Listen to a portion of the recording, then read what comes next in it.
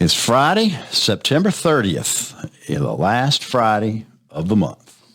Halloween is in October, and if you have grandkids like I have grandkids, they're all excited about Halloween. But boy, didn't we have Halloween this week. It's trick or treat. Trick or treat. Man, what a week, and not in a good way. We did have a little false rally day before yesterday, and gave it all back yesterday.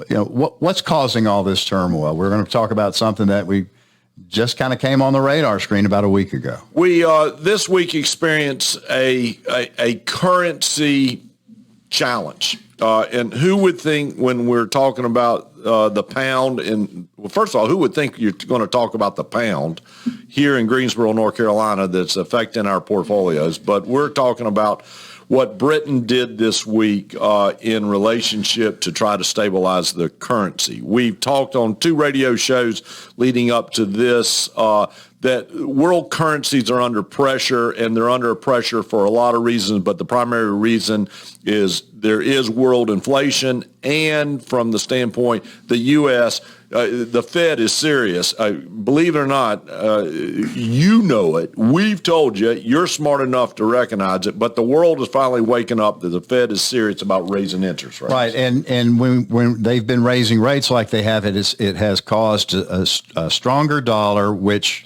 on the surface sounds great, but in practice is not always great, because it means that not only is Europe and the other countries that are buying our exports having to pay more just because of inflation, they're going to have to pay more because our currency is stronger against their currencies. And in Britain's, in that example with Great Britain, it's the highest. The dollar's the highest it's ever been against the pound. And so what happened this week is we thought the Federal Reserve equivalents around the world were in lockstep to fight inflation by raising interest rates. Britain, Tuesday, Wednesday this weekend, turned right when everybody was going straight. And what they did is they said, okay, instead of raising interest rates, we're going to pause.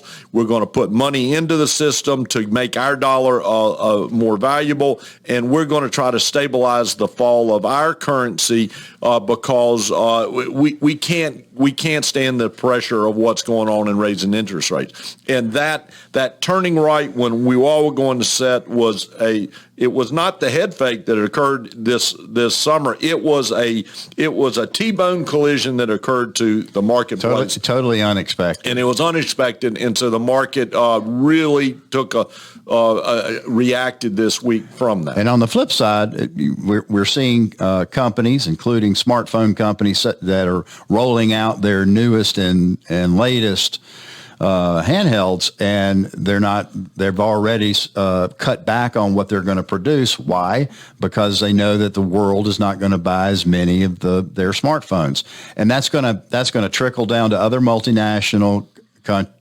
companies that are headquartered here in the U.S. So that's going to affect earnings, and it's just not great news, and it's a reason why we have gotten so defensive in your portfolio. All right, so let us tell you, because we know where you are. We're having conversation. We know you well enough as our clients, without even conversation, to know that there's anxiety in your worry and talking.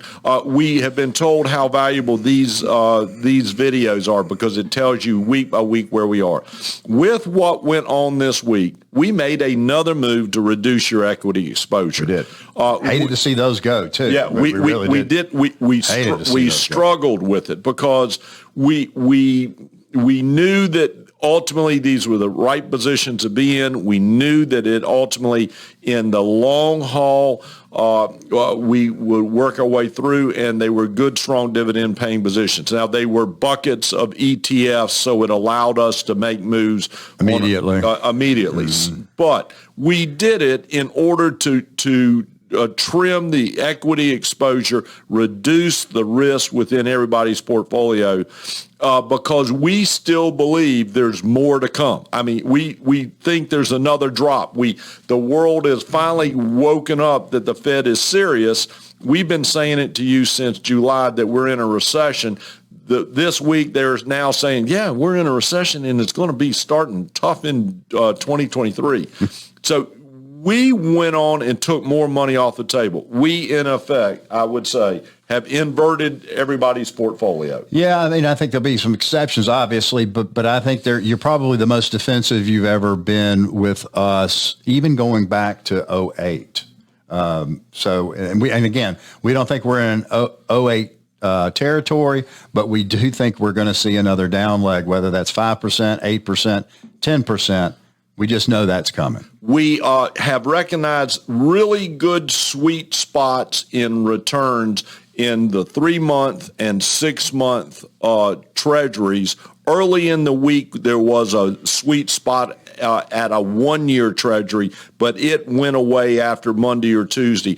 But that 3 months and 6 months is giving us good, strong yield. So we're putting the cash to work at that. We know the buying list we have. We're still holding high quality positions for you, but we have gotten defensive, and believe me, on a daily basis, when we come in the office, we huddle up and we have conversations about what we're going to do. So we want to assure you we're on top of this. We understand it. As Gibbs says, we don't think it's a 2008 event, but we want you to know we know where you are, and we're here. That's why you have us. And so that's what we're doing. And for our 15 or so clients that are in Florida, I sent an email to a lot of you yesterday. No one's answered, so that means you don't have power, and we're really sorry, but we're thinking about you and praying for you. Always remember, it is your money. And your money matters. You call us if you have any questions or concerns, and know that we're here on a daily basis for you.